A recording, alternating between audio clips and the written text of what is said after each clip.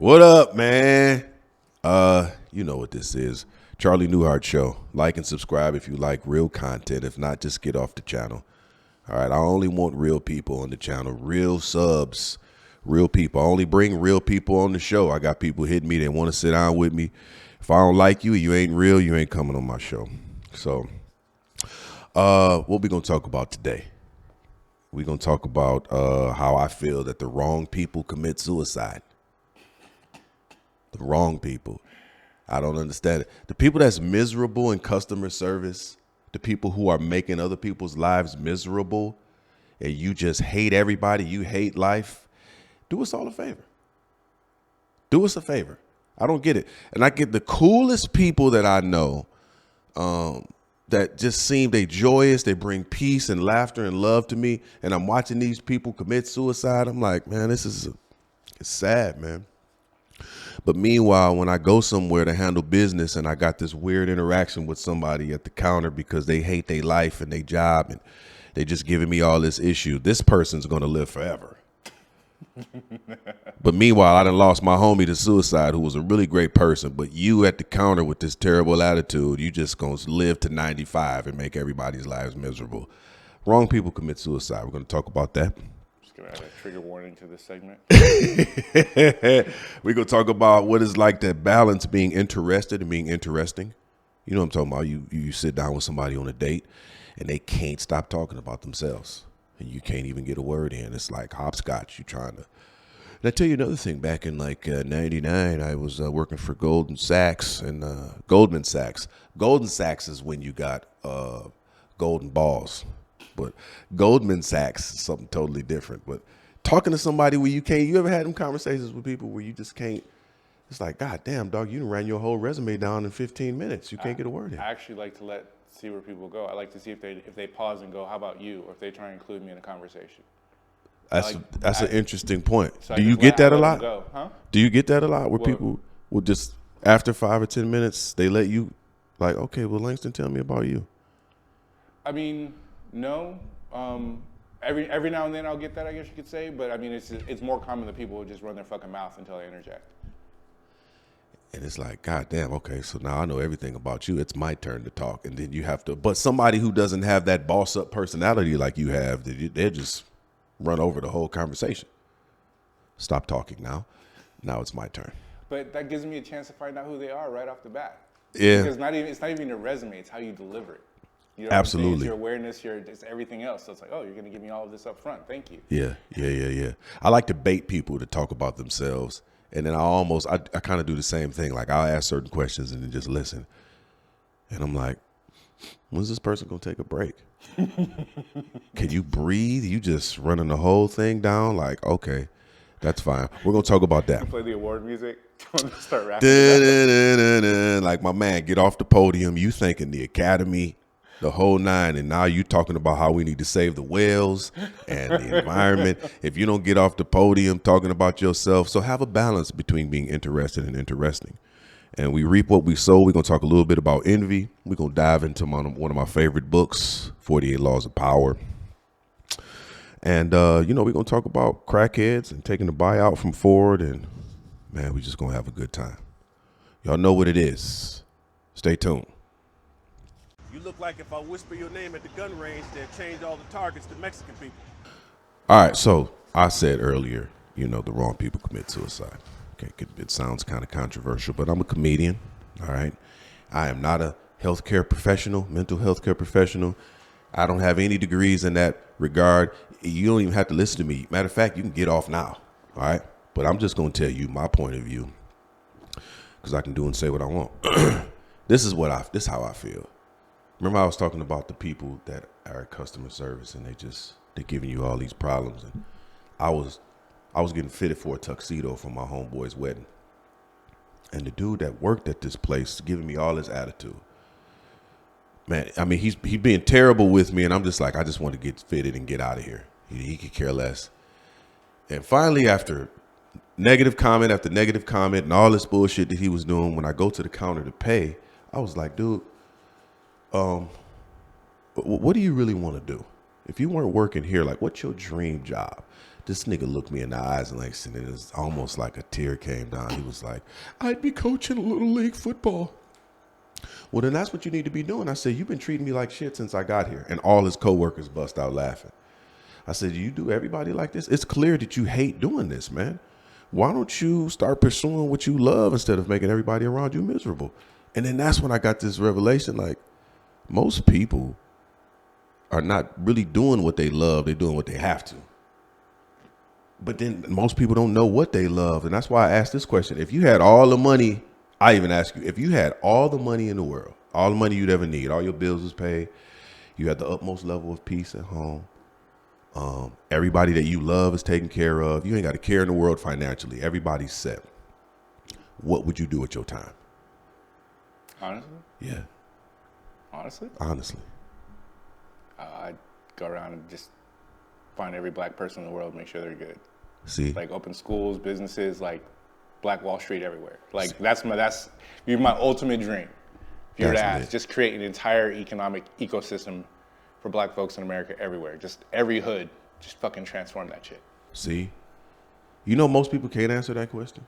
And you see how it came right off your tongue.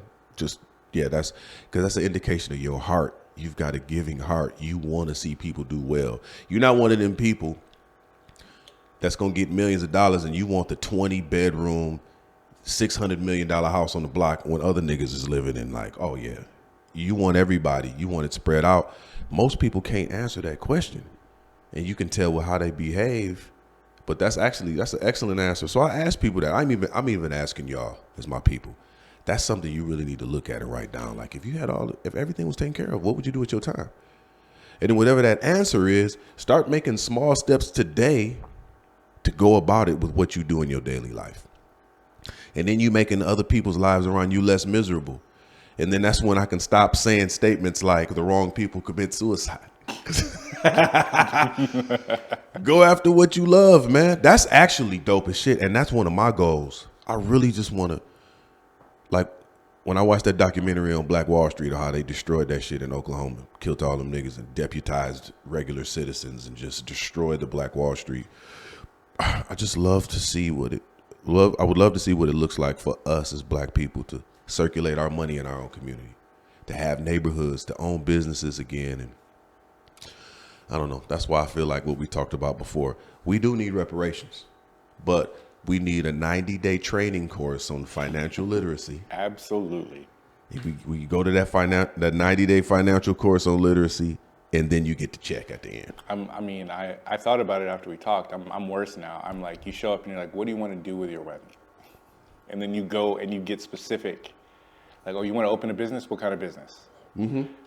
Oh, you want to, you know what I'm saying? Like, so give them give them a fucking chance. Like, you know what I'm saying? Not just, these are what savings bond, this is what savings are. This is how the stock market works. Right, right. I mean, like, really, like, no, like, we're going to make sure that you come out on the other end. I want to make sure that your great grandkids can eat off of this. Yeah. You getting ready to get $500,000, your great grandkids can eat off of it. And honestly, I feel like part of it is their fault because systematically we've been restricted from participating in certain things of society, like redlining. We couldn't even buy houses in certain neighborhoods and all that type of shit. But just not even able to take care of the generational loopholes of passing down wealth. Yes. Just that part. Like them eliminating Black Wall Street in Oklahoma, that destroyed all of them rich people when they weren't able to deliver that wealth to their grandkids or their kids because it was all, you're talking about generations of wealth just wiped out in like a week of just killing niggas and taking businesses and burning them down. I was researching, the American government gave reparations to the Japanese. So during World War II, all the Japanese Americans that were here, most of them were put in concentration camps because the government was like, oh, these Japanese niggas might kill us while they're here. Let's put their ass in concentration camps. So they put them in concentration camps. And then over time, the Japanese started fighting for reparations. Like, hey, look, during World War II, you had us in camps here in the United States. And they was like, yeah, you're right, blah, blah, blah, blah. And they gave all the survivors or their family members reparations. Yeah, don't get me started. I'm still kind of pissed about that. Actually, not kind of very pissed about that. Like, Yeah. oh, so these niggas can just jump the line. I see how it is. Facts. Like, Just jump the line. You can quote me on that, internet. Like, Yeah, absolutely. They're gonna jump the line, but then too, and but that's on us though, right? it is. I mean, no. Is it? Fuck no. I mean, for not putting up enough of a. I don't think we put up enough fight. I think the Japanese and you know, Jewish people got a certain amount of reparations for what they experienced, but they fought for it. They got councils. Like, there's no nigga council. That's what I'm saying. Like, we're fucking spread around. Like, It's like what the NAACP. That shit's a joke. Like, niggas ain't fighting. Like, there's not. Y'all got Rachel Dolezal running chapters. Like You got a white bitch saying she's a nigga representing the NAACP. Y'all niggas is a joke. But them Japanese it took a minute. It didn't happen overnight. They was consistent, and they was bombarding the White House and the lobbyists and the senators and like. You know, I actually wrote my senator twice about a couple issues. That nigga never responded at all. No email, no call back. So I feel it has to be a level of tenacity. But I think we as people sometimes too, we choose the path of least resistance and we'll give up easy. Like, shit, I called that nigga once. Didn't call me back. Fuck him. I think part of it is on us, man. We got to be consistent. The Japanese was consistent. They got their reparations, but they did jump the line. I mean, if you just look at every other community that gets shit, they come together like one, even though they all have their own internal beefs. You know what I'm saying? But externally, it looks like one front, one united front. You Right. know what I'm saying? And we don't move like that. We don't. But then on the flip side too, there's been so much systematic oppression against us at the same time that has divided us and has given us this cloudy set of thinking. Like, I got into a discussion with one of my homeboys the other day, white dude, and he was like, man, and he's a wise man, and it was a great discussion. He said, when I was in prison, the Hispanics, whatever gang affiliation they had outside of prison, when they got to prison, they dropped their affiliation. It's like we all the same in prison. And the whites did that to a certain degree. I'm not saying this is every prison because I don't know prison culture like that, but he was just saying in this particular spot, he said, but when the brothers came in, they didn't drop their gang affiliation on the street. They was still Bloods in prison. They was still Crips. They was still whatever they was, and they was beefing. He was just like, I didn't understand that. I was like, well, let me help you understand. I said, what was your mom? You know, what's her nationality, ethnicity? And he said something like she was Indian and then Irish. And what was your dad? He was, you know, he was Italian and this and that and yada yada. I said, you see that answer you have? Now ask me what my dad was, what he is. I said, he's black. Where the fuck is that as a country? There is no country called black. I said, because we don't have an identity. We was brought here against our will. I can't say, well, you know, my dad's full Congo and my mom's Nigerian and my aunt has a little bit of Indian. Nigga, we don't know what we are. There's no country called black. So niggas is always trying to find some type of identity with something, which is why we attach onto gang culture a little bit more than the average person, which is why, you know, we get caught up in our communities. Like, a nigga defend his block over everything because his identity is that block. But ultimately what it is when you stripped of your identity, you're looking for anything to grab onto. And unfortunately, the options have just been very limited for us. You force us to live in this certain community. You restrict us from getting certain type of amenities that are available to everybody else. Then we're going to attack other things. Or you criminalize us for certain drugs and put us in prison. We still going to try to find ways to establish identity. And that's what the fuck that is. So now, I think, what do you think the remedy for that is? Because since we don't really have that type of identity and we searching for it. Nigga, all I can say is money and opportunity. That's the only thing that kept me from banging. I grew up on Slauson and Crenshaw. Yeah. Like, not that far from where Nip died. You know what I'm saying? So the only thing that kept me from falling in was the fact that I had opportunity to do other shit. Yeah. You know what I'm saying? And just through chance, I had opportunity to do other shit, and I had the money to not have to, you know, basically be out there hitting niggas on their head. Yeah. I mean, that's what it comes down to. You had a strong father in your life too, right? Yeah. Oh yeah. He jumped my ass. He beat my ass anytime he thought I was fucking around with any type of gang niggas. He's like, I will be way worse than they will ever be.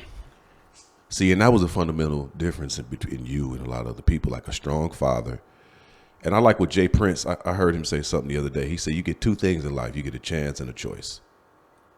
You get that chance. Now it's up to you. And I like what Dave Chappelle said. He said during this pandemic, all of us was forced to sit down and look at our choices. But I guess one of the things that will help us as a society personally is, you know, a lot of men blame women for this, or they blame other people for this, or the society for that. But if men would stay, it ain't even necessarily staying in the home, but if you can have a hands-on experience with your children, whether the relationship works or not, you stay in there, you hands-on with making sure that they have a powerful upbringing and just they have an opportunity to see your viewpoint of the world, and you give them real game. Like, people ain't getting taught no more. You just need that balance, like. Yeah, you need it. And some stuff is caught. It ain't taught. Just being around your father, you see him say certain things or not do certain things. Or like I remember watching my dad. He that nigga would pop off in a heartbeat. You Detroit niggas are wild. This nigga, yeah, man. Coming from out that way, this nigga, he used to race cars, and he was at Detroit Dragway. And he lost the race, and he was pissed. So he was trying to go home, and the nigga had him blocked in.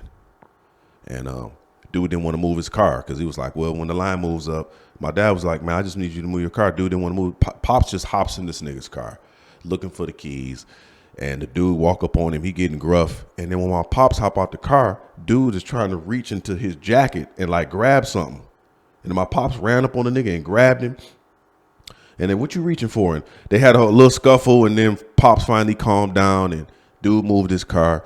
And Pops didn't really say a whole lot about it when he got in the car. We just drove off. But one of the things, by just me seeing that, I'm like, oh, you can have a gun or you can have a knife, but you got to get to that motherfucker though. You know what I'm saying?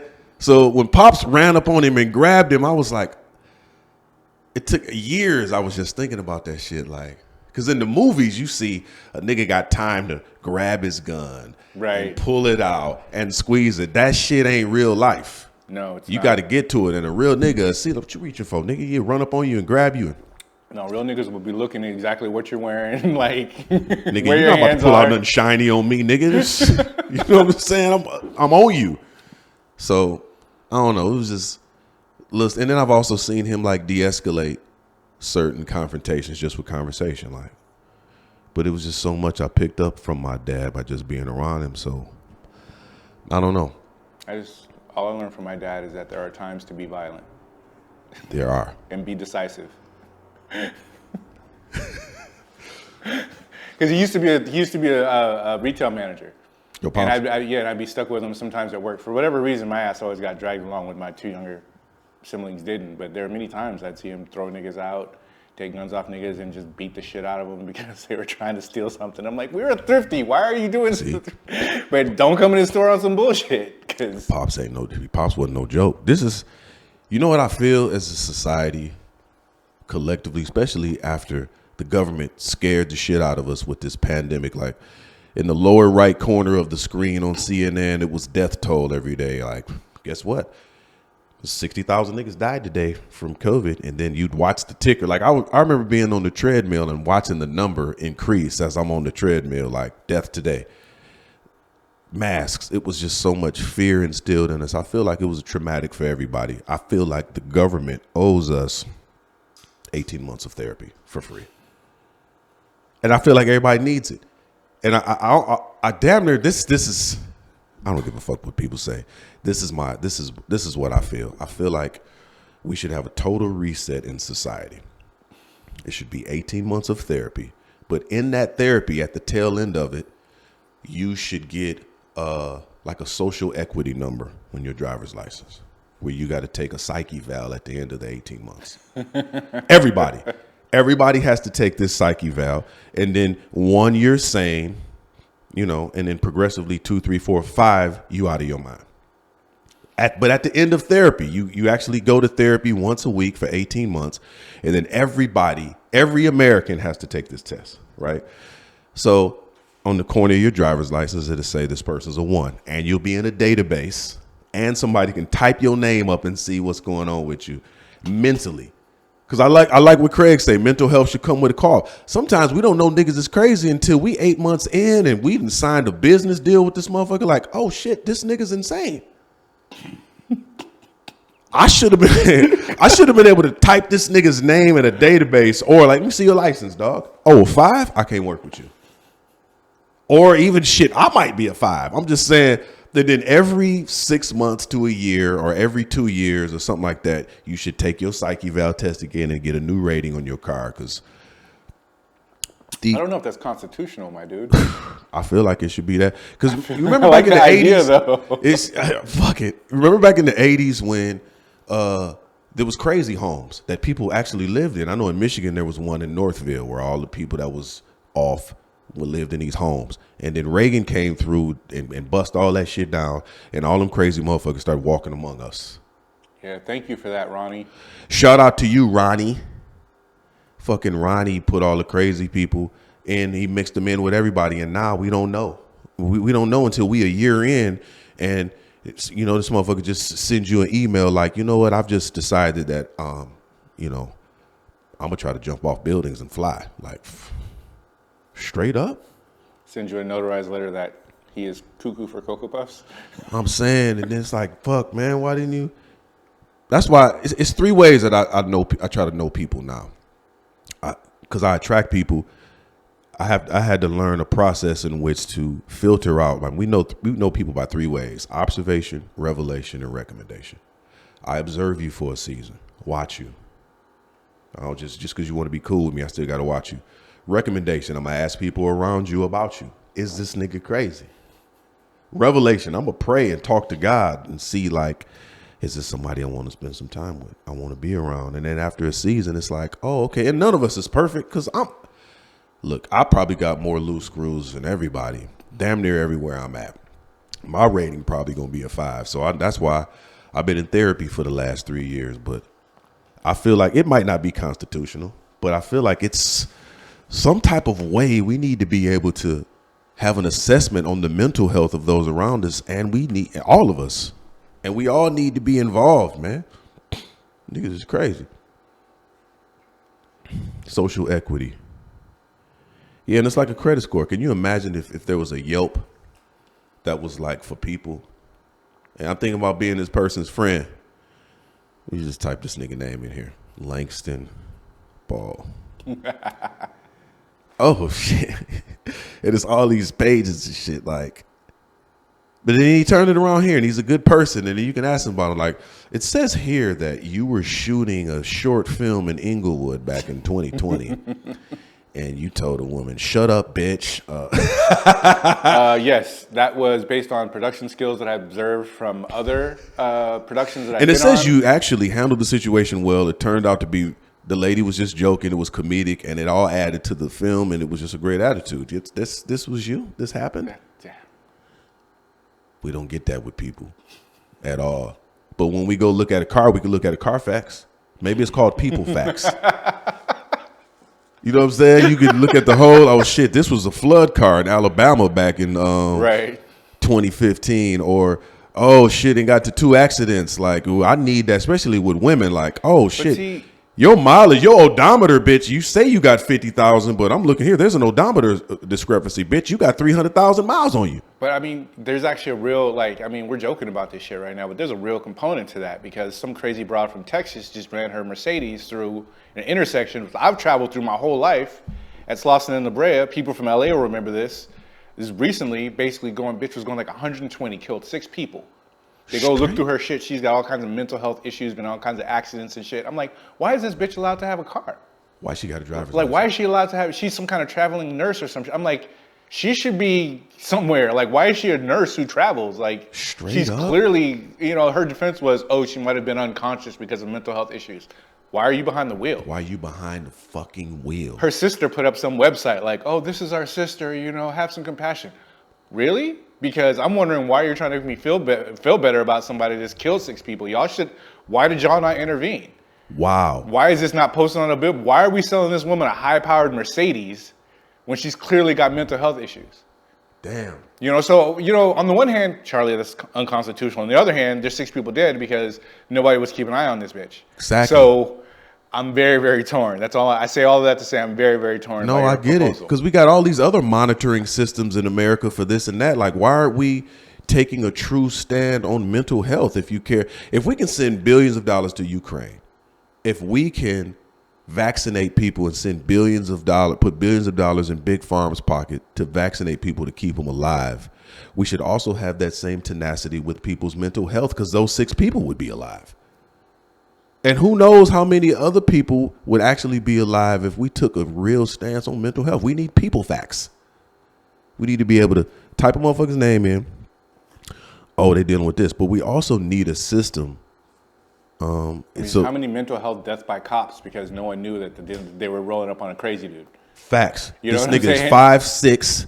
He been a little nigga getting his ass whooped his whole life, all in high school. Decides to be a police officer, but he still got trauma from getting shit kicked out of him by Jamal in the 10th grade. So nigga runs up on a nigga. He pulls somebody over that looks like Jamal. He's can't wait to shoot this nigga, man. Right. Wow. So yeah, we need people facts. Start pushing for that. I write my senator, even though I know he ain't gonna respond, but I write him like, man, you need to start pushing for people facts, dog. And the American government should just figure out a way to make money off of it, because they're not gonna do nothing if it ain't no bottom line in it at all. So if you could figure out some type of way to do people facts and make money off of it. I don't think you can though, because you'd have to turn over the whole. There's a whole health privacy law. Mental health files under your health and your health. That HIPAA shit. Yeah. So basically, any disclosing of mental health stuff, is like runs against HIPAA, from my understanding. So weird. How many people got to die before they? How many people got to die before they change? Maybe we need to cut that like a little. Like, we don't find out about all your medical appointments. We just get to know if you're fucking crazy or not. See, and I know, and I feel like it should be a way to help people heal, and change. Like, okay, you a 5 now. Let's put you in a process to get you down to a 3 or a 2. Because I know I done did some wild shit. I know I've been a 5. I remember I robbed a stripper one time. What? Wait, before you go on, hopefully this is long enough to go on. This is so long ago, the statute of limitations. We talking about years and years and years ago. So long ago that I can share the story publicly. Okay. Years ago, man. Right. I'm 45 now. So we talking about so long ago. I think I was barely driving. Just started driving. I was super young. And my cousins was throwing these parties, and they had all these dancers and shit there. And I had never messed with none of the dancers or nothing. I was like, man, I'm not messing with none of them hoes. But this one particular day, this chick was bad. And she was blasted out of her mind. And she had this little satchel around her body with the money in it and shit, right, that she was making from dancing and on people. And you can go to the back room for some special services, right? So I go to the back room, take her to the back room. She lit. I'm lit. And I'm hitting her from behind, and then in my mind, I'm like, I need to take the money out of this satchel that's around her body. So I'm hitting her from behind, smashing her face and just taking money out and I walk out feeling so good about myself, like, yeah, you would believe what I did. And let me tell you how you reap what you sow. So I'm all excited about that.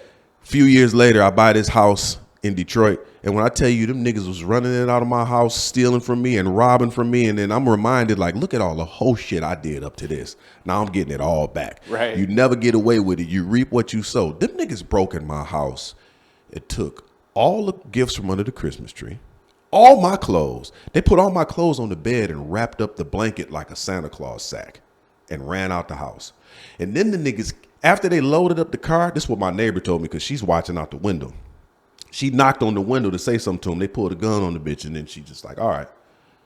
She said they put everything in the car and then went back.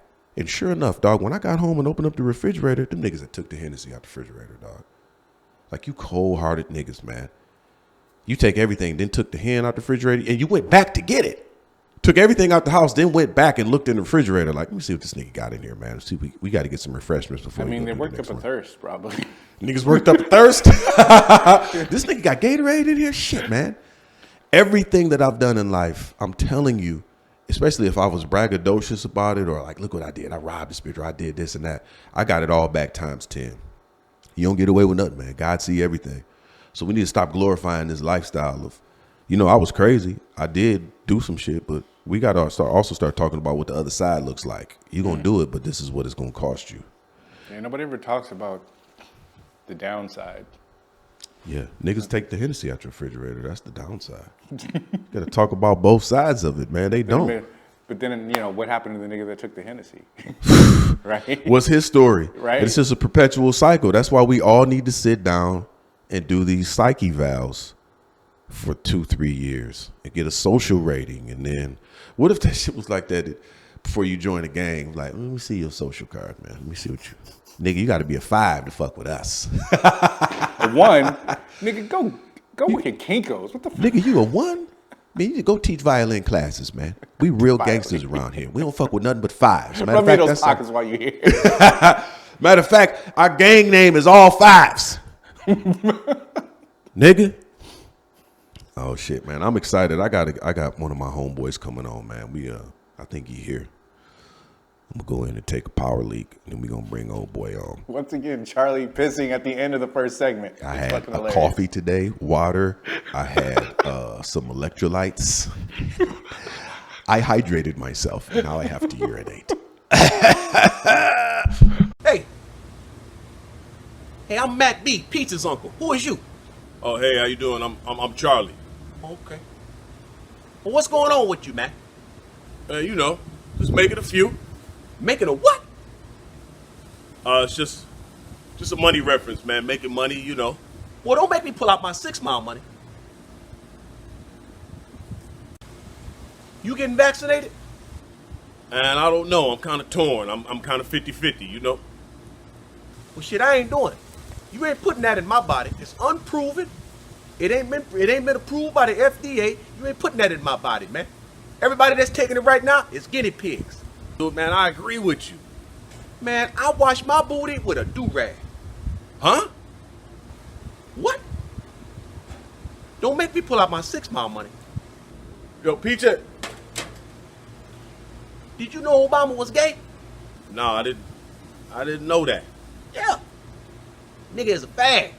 Dude, I'm pretty sure you can't say that, man. Say what? Nigga or faggot? Both. Shit.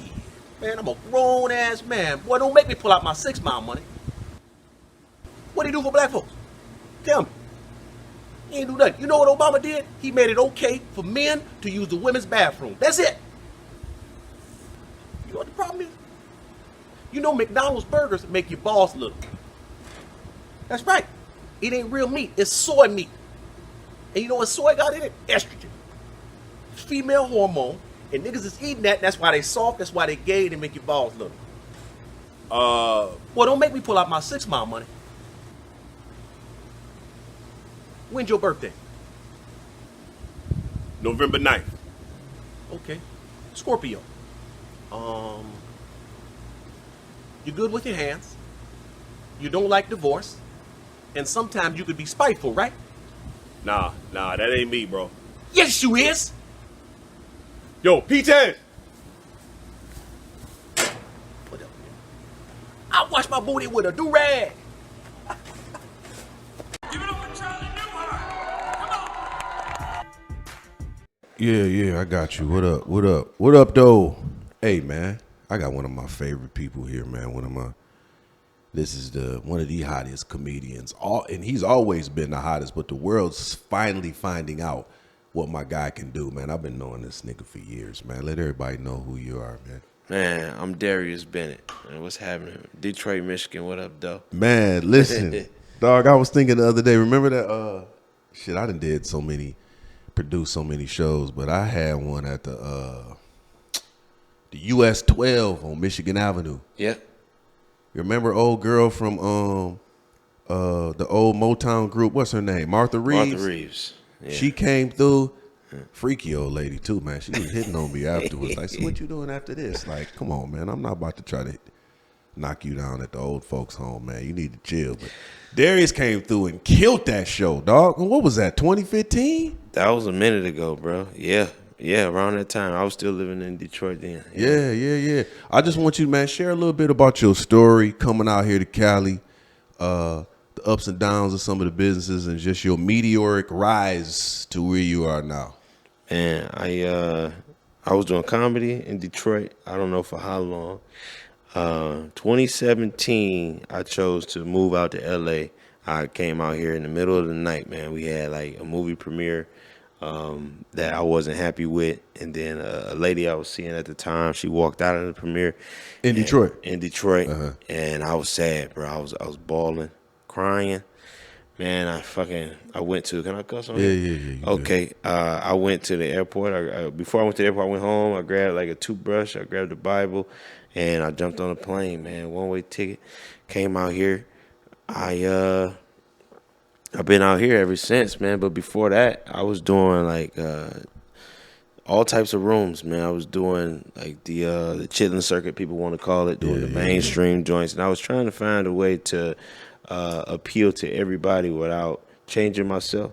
You know what I'm saying? So like I'm like, how can I make these black folks laugh and these white people laugh, and by doing the same thing? Because it's stuff that you could say like in certain rooms, it don't really translate to the other one. They be like, I don't get it. It's kind of funny, but they ain't laughing like the same. So it's like, that's smart. How was you able to bridge that? Just to cut you off on me, how was you able to make it universal for both? Because one of the things I found out is when you go to a white room, they will let you get through the jokes, tell stories, and get to the punchline. Like, it's great. When you in a room full of niggas, it's like, you eliminate the stage, my dog, and make it feel like we in the living room. Talk to us like we friends. Yeah. How was you able to bridge that gap to be like, everywhere I go, I can be the same? Do it all. So kind of merge them both. You know, black folks like for you to roast. You know, go ahead, get his shoes, something like that. You know, I get that nigga. Oh yeah, and like when we raw, so we enjoy that. But like on the other side, everybody kind of likes that a little bit. Well, they like when stuff in the moment. So man, I just, if I'm a roast, I'm gonna make you laugh at it too. It ain't gonna be like I want to fight this dude now. You know, so then like everybody laughing, and then you kind of just show your creativity a little bit. Yeah. And I ain't mastered it yet, but I'm getting better at it as I've noticed. Dog, I got online. I was looking at some of your shit from, I think it's so many clips. And it was one clip where it's just a room full of white faces, dog. Yeah.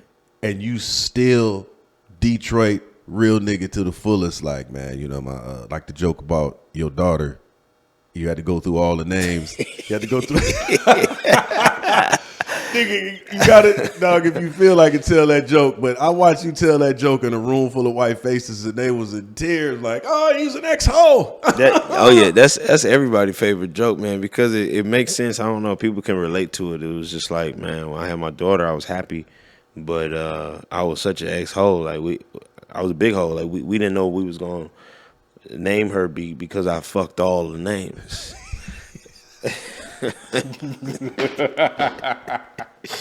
Oh man, the nigga went through all his letters. Like, I went through all the letters, man. My lady was like Brittany. I'm like, everybody know Brittany for the street, man. I can't do that, and then, fucking all that, all the different names.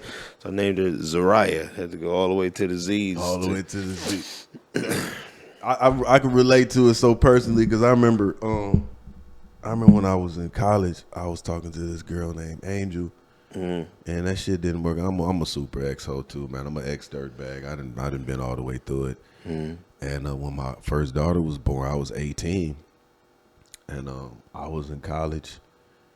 And my baby mama was like, let's name her Angel. Like, she was on it. Angel. I was like, and I kept thinking about this bitch that I was fucking with that I didn't like. I was like, well, let's change the pronunciation. It's Angel. Angel. That's cool.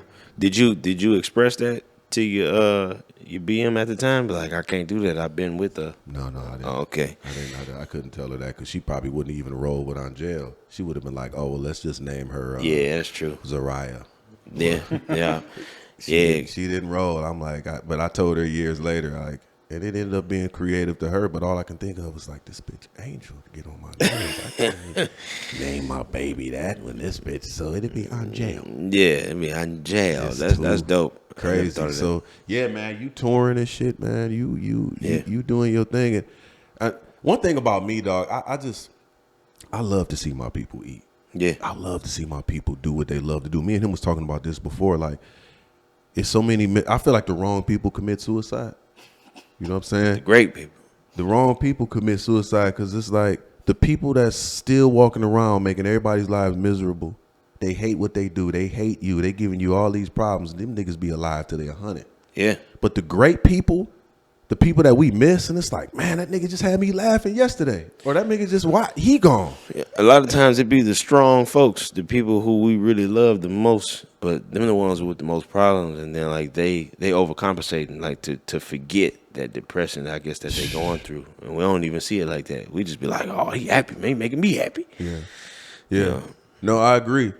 But I feel like one of the questions I just want to ask everybody is like, if you had all the resources you ever had, all the money, you had $500 million in the bank, all your bills was paid, your family was taken care of, you ain't had to do nothing, you had to work a day in your life. Now, apart from vacations and eating all the best food in the world, what would you do with your time if you had everything you ever needed?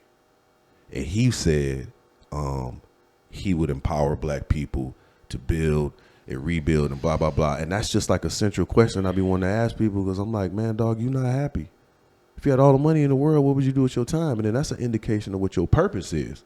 Because one of the things I get from you is you have a genuine ability to make people in the room connect and feel good and walk out like, damn.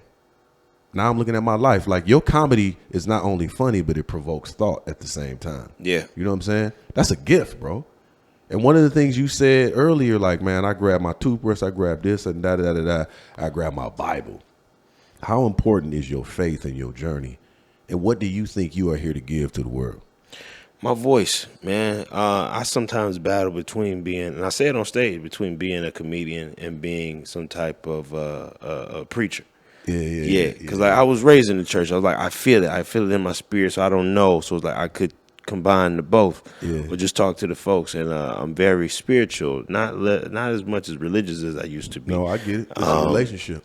It definitely is a relationship, man. You know, people kind of judge you if you ain't in the house. You know, but it's like, man, there's people in there that's crazy and looking at you sideways. So it's just like, you know, the relationship is important, man.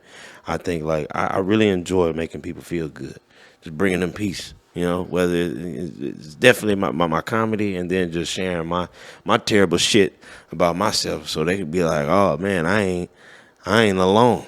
Man, dog, it's so many people that want to raise their hand and say I've been there too. Yeah. And they just waiting to hear that voice like it's an ex-ho in the audience. Like, nigga, I was knocking them down too.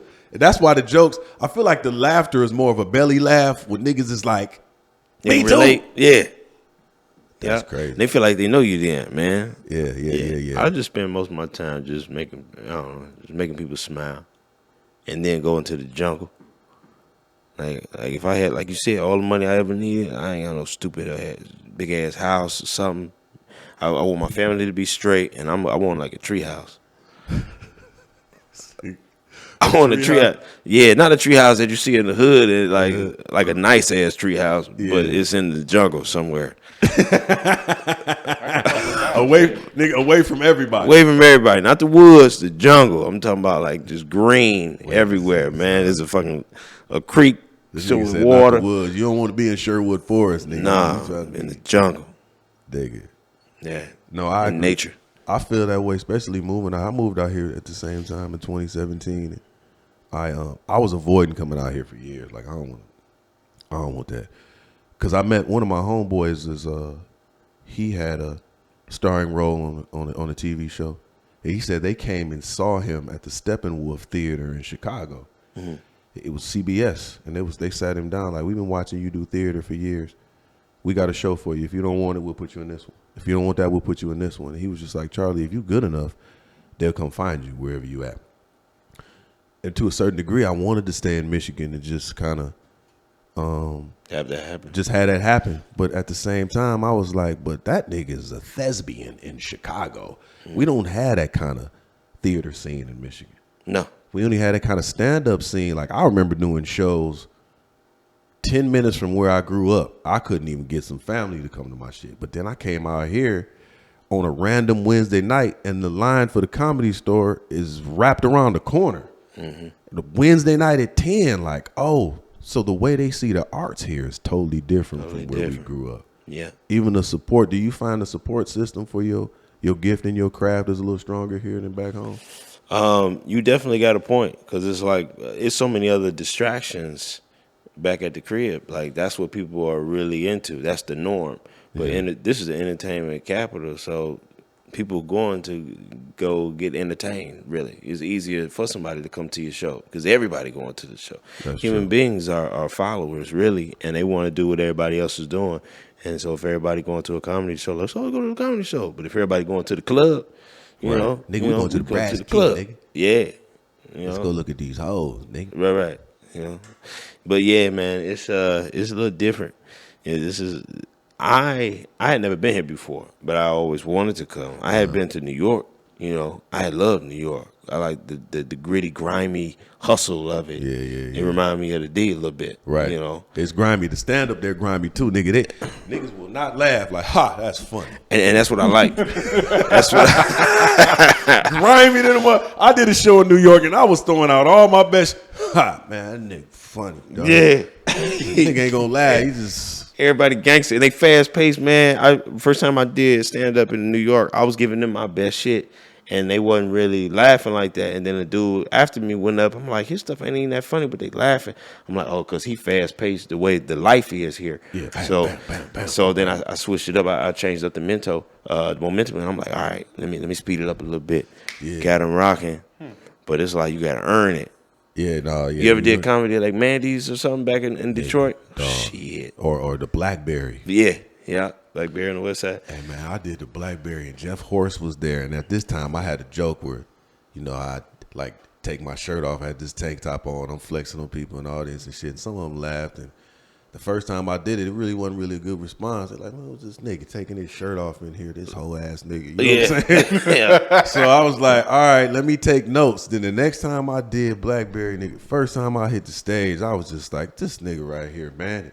I'm cooking him a little bit, and then somebody in the back said, man, that nigga killer. You better chill, man. Da-da-da. Fuck this nigga, man. And fuck you in the back, too, nigga. Just wilding. And then I went to my set after that, and everybody was crying. But I ain't gonna lie. When I walked off the stage, man, the nigga that was in the front, that nigga got up on some Debo shit. Nigga like 6'6", 280. I was like, this nigga about to kill me, dog. And he came over like, nigga, that shit was funny as hell, nigga. I was like, okay, that's how you gotta earn it out here, dog. Yeah, man. Doing shit at Joey's and you fucked with Joey's and Livonia. That was my favorite club, Same. Joey's. Yeah. I miss My Joey's, favorite dog. club, Rest bro. in peace, Joey's, man. Yeah, man. Joey's Sucks. was rowdy.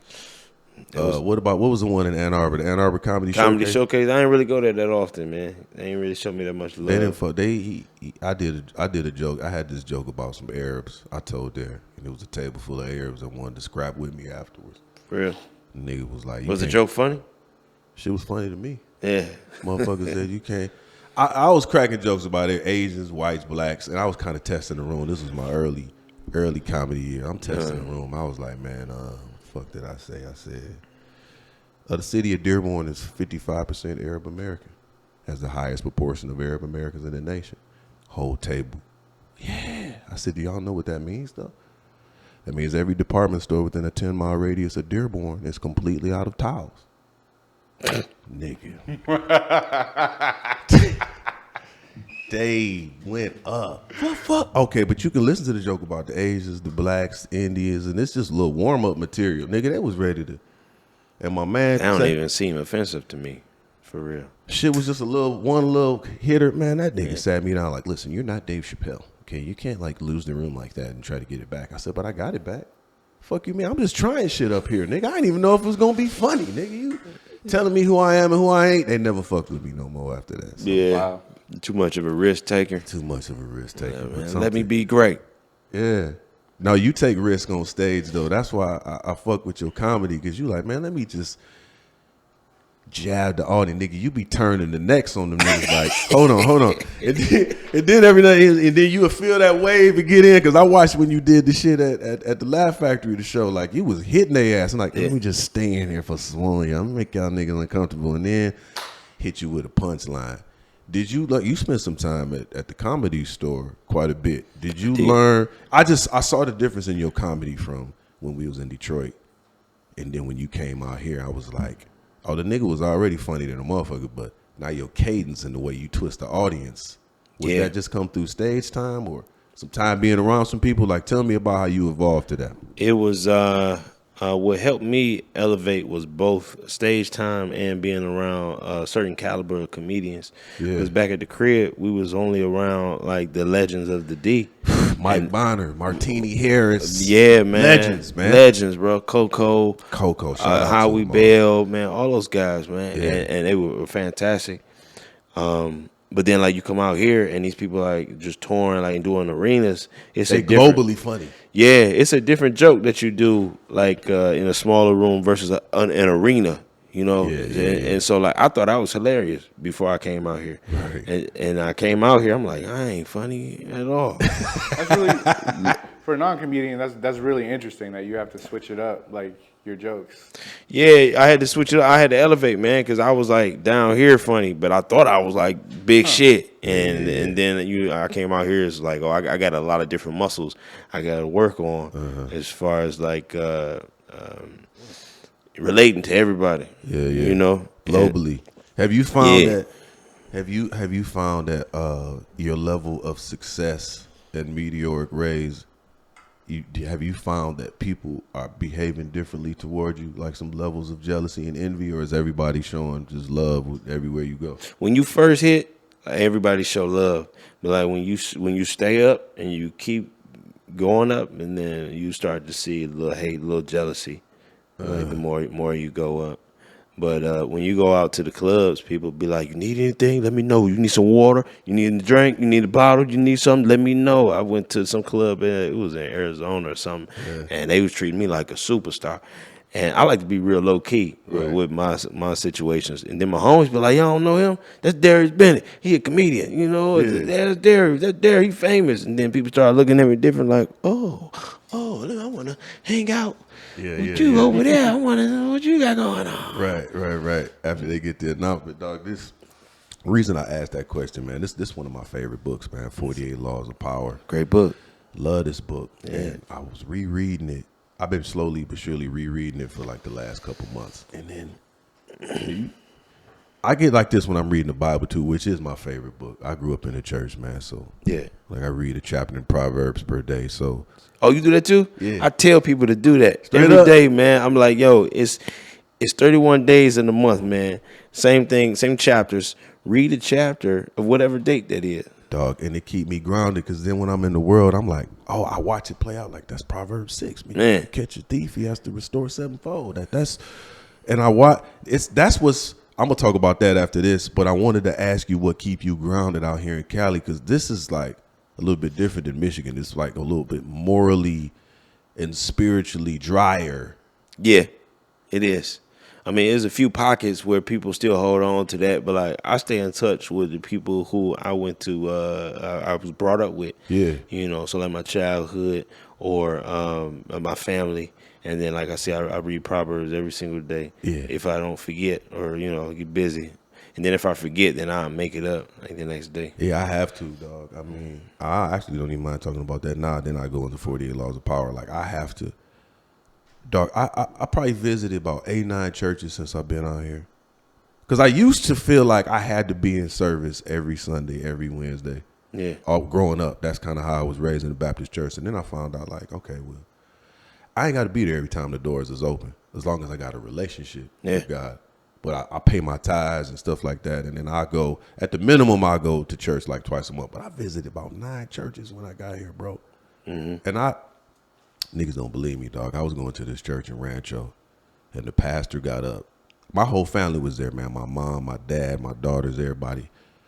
Man, this nigga gets up. He was like, man, y'all cut the streaming off. I got to clean house for a minute. I got to have a conversation with the congregation. Cut the cameras off. I'm in there like, man, what's going on, man? Pastor's not supposed to say cut the cameras off. He cut the cameras off, man. I was like, this nigga about what's going on, man? Black dude, he was like, we trying to get these buildings built next door, these 2 buildings. And I've been looking at the building fund, and y'all niggas ain't giving. Damn. He said, niggas, And he was like, and white folks can be niggas too. All right. You know what I'm gonna do? I'm gonna sell this church since y'all don't want it. I'm gonna let the white folks come in here. Is that what y'all want? I'm gonna let a white pastor come in here and buy this church because they want the land. Y'all niggas ain't giving. I look over at my mama like, you suggested this church. You brought us here. He just called us niggas in church. I was like, okay, it's a different type of breed of church out here in Cali, dog. Like I had to visit 8 or 9. I got a really dope one now. It's Elevate Life in Riverside. Mm-hmm. But dog, it took me about 4 years to find a church where I was like, it's tough, man. I gotta say, if I was in that situation and that pastor said niggas, I'd have smiled from ear to ear. I would have giggled my ass off, man. I'm like, this is funny.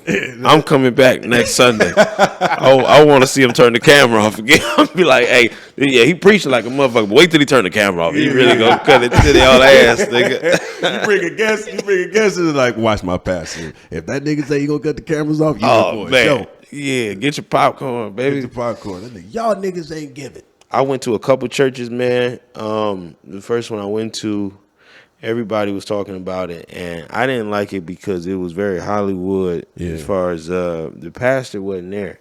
So, like, we was watching him. He was somewhere else, and he was on a projection screen, a very large projection screen, and they told nobody. I guess they say sometimes they're there, sometimes they're not, but when they're not there, they're live streaming from a different church. Right. And then people would just be sitting there chilling. And I got the message, but I also felt like a disconnection. Because of that. I'm like, I could have watched this at the crib, you know? Yeah. Why you got to come to church to watch a Zoom meeting? I guess. Yeah, and sometimes, like, where I'm from, after the pastor preach, you know, people will walk up to him and want to talk to him. You know, want to shake his hand, you know, get his spirit, you know, up on him. And he might pray for you or whatnot. But, yeah, that was a little different. So I just stopped really going to the church and just, you know. Yeah. No, I feel it, man. Trying to maintain that level of spirituality since I've been out here. And then, I got out here and wild out, too, dog. Like, yeah, especially, like, right before the pandemic. I came out here, dog. I was married, the whole 9 kids. But we was beefed out in a major way when we was living in Michigan. Okay. So we assumed that when we came out here, like, shit was going to get better. Nigga, moving out here will amplify everything inside of you. Yep. If it's whole shit inside of you, you come out here, it's amplified, my nigga. And I came out here, dog, and I was like, okay, the ratio of hoes is like 10-1. And then they're just aggressive. Like, I remember walking out the restaurant. I had a broad with me. Yeah. I'm walking out the restaurant, and this badass Hispanic chick, nigga, she rolled that window down. I was in, like, some workout gear. She was like, hey, I like your dick. Damn. I was like, whew, that's aggressive. Yeah. But it's this kind of aggression where it's like once girl walk to the car, then you want to walk back over to her and be like, what did you mean by that? Can we expound on that a little bit? Yeah. I completely lost my mind, dog, but I had to get back full circle to where I am. Like, okay, now, all that shit that was inside of me, all of that, we got divorced, blah, blah, blah. But, dog, I just got so much peace now because now nigga ain't living 2 lives. You know what I'm saying? You are who you are. I am who I am, and I'm rooted in the word now, and I got relationship, but I still realize that I'm a man, and it's certain, like niggas get on me about having a flip phone, but I can't handle a smartphone, nigga. Because me personally, like, I got an addictive personality. I'm wired, so if I had a smartphone, I'm liable to be on all the apps. I'm liable to be in the wormhole, like, man, this bitch right here, nigga. Let me send her a message to see what's going on, and then I can't focus on my gift. Like, my gift don't work if I'm off. If you are, yeah. And that's just, I don't know if that's being raised in the church. I don't know what it is, but when I'm off, my gift suffers, nigga. I'll be on stage, and I'm looking at the audience like, these niggas ain't laughing. Oh, that's probably because I was smacking 2 bras last night. Something for me. I have to, and I ain't gonna sit here in front like I got it all together. But now, like you said earlier, I got a community where if I'm off or if I miss it, or nigga, if I go to the grocery store with the intention on buying milk and it's some big booty yoga pants in the waffle aisle, nigga, I'm buying waffles. You know what I'm saying? So but I'll make a phone call to one of my homies like, nigga, I'm off. I need you to pray for me, man. blah, blah, blah, blah, blah. I got such a dope community of people who help keep me accountable. And then they realize I'm a work in progress because I got so many traumas I'm still healing from and shit that I've been through where I'm like, it's going to take a minute to work out. It's going to take a minute for sure. And the best way the first step to recovery is admitting, you know, and accepting, like, man, this is part of me, man. I'm going to always deal with it. You just got to work on it. Yeah. You know, And like then you find said. a way. And you working on it. You said, I ain't have no smartphone. This nigga got a flip phone. Not even a razor. Oh, damn, flippy flip. I love this phone, dog. It keep me out of trouble, man. I got a social media manager, nigga. I don't know what's That's going on. crazy. I send her And that's all a my good stuff. idea. I'm looking like I should probably turn in my iPhone, man. But, you know. It keep me because I know we very similar to in so many ways. Yeah. And that's what, like, I got a social media manager. I send her everything. I email her everything I want her to post the week before. She posted during the week. I don't have no access to no DMs. I can't handle it. I know some heavy hitters who tour and they do the same thing. Yeah, they like, man, it just keep my head clear, keep my hands dirty, and it keep me focused because you can get distracted from anything. Like, I get on there and I get distracted looking at cars, man. Same. Like the You know what I'm Caprice saying? you showed me today, you didn't have to. Didn't have to. You triggered me. And Yeah, now I I want to go apologize get for a that. Caprice on 28. Yeah, and I was just trying to inspire. This You nigga know done what I mean? triggered me. Now I got the itch. Go get online and try to find something, man. But Yeah, man, it could be distracting if you let it be, man. You just gotta, you know, have a handle on it. And I time myself even when I work out. Really? Yeah, because I used to just work out and I'd be working out for hours and hours and hours. Yeah. So then I'm like, let me time myself. Like you know how they time you in school. Right, You in right, class for an hour each subject, and you work on that subject. So I time myself for an hour, and I'll find myself looking at my phone less because I know like I ain't got time for this. I'm gonna go back to That's the smart. distractions later. that's smart. You give yourself a schedule, then you Yeah. can't get lost in a 2-hour wormhole like, because I could only be in this gym for an hour. Yeah. That's smart, bro. Yeah, it helps you apply pressure to yourself, you know, to make that diamond. Discipline, to give yourself discipline. Yeah. You've had the real benefit of being in the company of some real, like you said, heavy hitters. And me and him was talking about this earlier because some stuff is caught, not taught. Just being in the environment around these heavy hitters, it's some shit like, oh, I'm gonna do that. Oh, okay, I'm gonna make sure I'm gonna change that. Like, that's fire.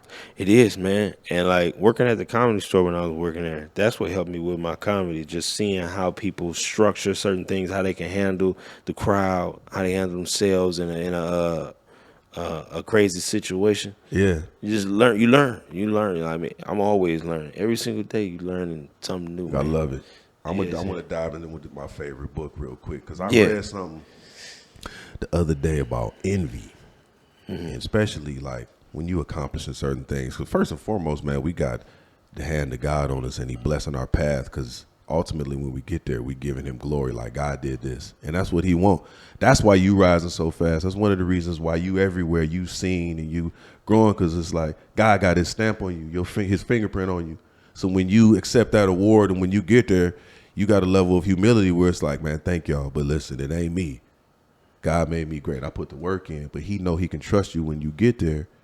But also, too, this level of envy that happens because you rising faster than some people. Dog, this is on page 405 and 406 of 48 Laws. It says, there are several strategies for dealing with the insidious, destructive emotion of envy in other people, or even yourself. First, accept the fact that there will be people who surpass you in some way, and also the fact that you may envy them. But make that feeling a way of pushing yourself to equal or surpass them someday. Let envy turn inward, and it poisons. I sound like Floyd right now. I heart radio. Let envy turn inward, and it poisons the soul. Expel it outward, and it can move you to greater heights. When you around heavy hitters like that, dog, if you don't know who you are, nigga, you'll be like, I don't measure up. Maybe I ain't supposed to be here. But what you did is you took that like, all right, let me grind off of this. Let me grind, let me grow. Let me take this and that. But when you get around other people who have that level of emotion, because like you a charming dude also. Like, not only you funny, but when you got natural talent and natural charm, that ain't shit you just earned. It was given to you Yeah. from God. Let me read this part. It says, superior intelligence, good looks, charm. These are qualities no one can acquire. The naturally perfect have to work the most to disguise their brilliance, displaying a defect or two to deflect envy before it takes root. It is a common and naive mistake to think you are charming people with your natural talents when in fact they are coming to hate you. Yeah. You got automatic people that's going to hate you just because you charming, just because you intelligent, just because you funny in the room. How have you been able, what the book talks about is just displaying levels of humility and dumbing yourself down in a room to a certain degree to make people feel better. Do you find yourself doing that? I do that shit all the time, man. I do it all the time. I talk about the worst about me so people can be like, he's a human being. He just looks like that. Okay, he's just naturally like charming, like you said. But I'm like, man, this is me. I'm not perfect. I ain't shit in so many different ways, but I'm working on it. And I tell people that all the time, man. As long as you're working towards being better than who you were yesterday, you're doing all right. And when you come across people who are better than you in a certain thing, that like a skill or whatever it is, at a level you're trying to get to, it reminds me of P. Diddy when it was some song, man. Let's do it. He was like, don't be mad, be motivated. It's like, be motivated. And so you see people get scared and frightened. I'm guilty of this too. Like when I would talk to somebody with way more success than I did, I'm like, oh shit, what do I say to this person? What do I say? Right. But you got to remember, like, they human beings like you. It's just like they put in the work and you can learn something from them. And when you approach them, don't approach them like you're trying to get something other than knowledge. Don't approach them like, I want your money or I want your assets. It's like, I want to talk some crazy super fan type shit. Like, did that freak people out because like, man, I'm a human being, bro. Like, get out of here with that weird shit. Yeah, relax, nigga. Yeah, and like, I'll be cracking on motherfuckers sometimes. Like, my nigga, you a super fan. Like, I was roasting this dude the other day. Like, you a super fan, nigga. You the kind of nigga that tackle Maxwell in the bathroom and asking for his autograph and shit. Man, I got your whole catalog, Maxwell. Like, you don't be trying to tackle that nigga in the bathroom. In the bathroom, man. Nigga. But speaking of envy, I would call myself like hanging out. Like birds of a feather flock together. So like I felt tension certain places where I go from people. They were like, oh man, this guy think he all that. Or like I walk into the circle and they be like, man, you think you all that? Like, I feel like you think that because I didn't say it. I ain't say nothing, man. I'm just being myself. So I would find myself hanging out with like-minded people, similar folk, like charming people or people who just like had the gift of gab. Right. You know? Yeah, it's imperative, man, and to quell that envy. I watched my dad do it, man. He had a used car lot in Southwest Detroit. Yeah. And I ran it for him, but it was his lot, and I watched how he handled, like, especially you come to the hood and you making all this money. Pops was killing it. We was selling 50, 60 cars a month in this little bitty lot, and it was just loads and loads of cars and but the way Pops quelled the envy is he gave away a car every year. Mm-hmm. You know what I'm saying? That kept it down. And then like maybe 4 or 5 times a year he would do like this community outreach thing where it'd be like the bouncy houses, face painting, free food, which made everybody kind of in the hood. Like that damn near was his check-in. Like, oh, okay, this nigga giving away cars. He doing community shit. He ain't trying to floss his earnings in front of us. He keeping everything cool to the point where, man, they love my dad over there so much. I remember somebody had stole a car in the neighborhood. And they was chasing this nigga down, trying to walk him down, and he hopped the curb and hit my dad's car lot. They hit the fence and like tore up 2 cars, right? And they had so much respect for my pops. Meanwhile, he had been doing all the things in the hood to keep the envy down. They respected my pops so much. The nigga who hit the cars, they pulled that nigga out of his car and beat the dog shit out of him, and then called the police, and then called my dad. Like, man, somebody hit the fence, Mr. Wayne. We whooped his ass and called the police for you. You ain't even got to worry about it. It was like 6 a.m. We got everything. We got the pictures and everything. If the police don't, and my dad called me and told me about it. I was like, man, they love you over there, man. Wow. But you kept the envy down. Yeah, you know what I'm saying. And you behaved in a certain way that didn't like floss or fluctuate. Yeah, he moved like a king. Man, he Humble that's one king. of the things I caught from him. Like, man, that's how I want to move when I come out here to Cali, because I'm watching. It's unfortunate. I'm watching a lot of these niggas, man, getting laid down out here, dog. Yeah. You know what I'm saying? And it's like, I mean, it's just some of the pieces I can't really speak on, but to a certain degree, I feel like wherever I'm at, like we transplants out here. So I just try to make sure. You don't really know. I don't really know, so I'm just affiliated with a few people that I just make sure that I establish a level of humility and grace every room that I'm in. Yeah. Like, hey man, that's making sure I show love to certain people. And just I can't walk into this room as this bright ass star and be on some old like, yeah, y'all hoe ass niggas wish y'all was me. Like, No, you don't know what a person thinking. That envy, that jealousy, man. You know, like once you're humble and you got that humility, people be like, "Oh, this is a good guy, man." You know, he ain't even on that tip. man, They have your back.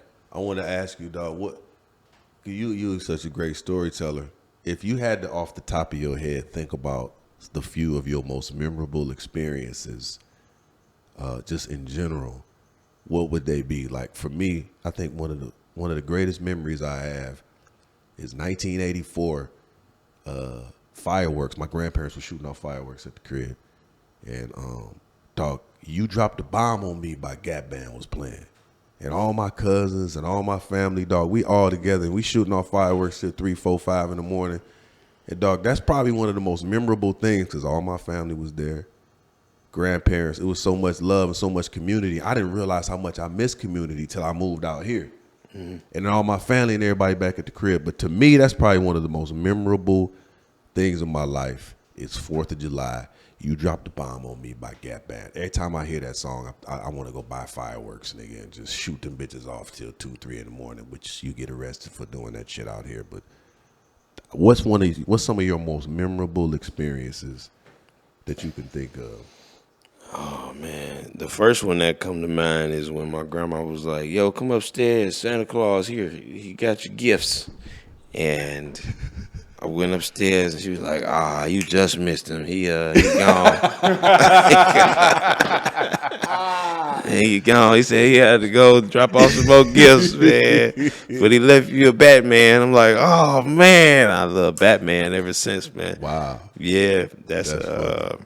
So Granny was a comedian. Oh yeah, Granny was a comedian, gangster. That's funny, dog. Great grandma. Yeah. That's funny. What's some of the a couple of the differences I noticed about living out here? Freeway etiquette.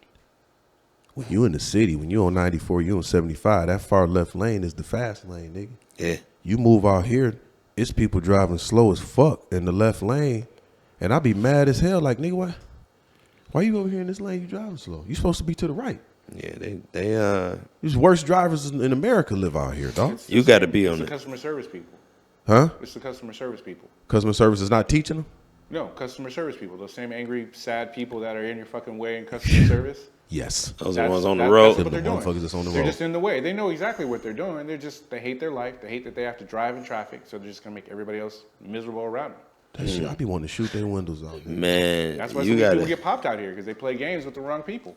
Oh, in traffic, there's always road rage situations. Like, Dang. oh, I'm so innocent. Well, what were you doing? 'Cause Yeah. ain't nobody taking the time to shoot at you unless you was on some real hoe shit. Nigga. Driving in the fast lane, nigga, get you shot. Oh no, it's not even Driving slow. driving in the fast lane. But niggas would like just when I come to see you today.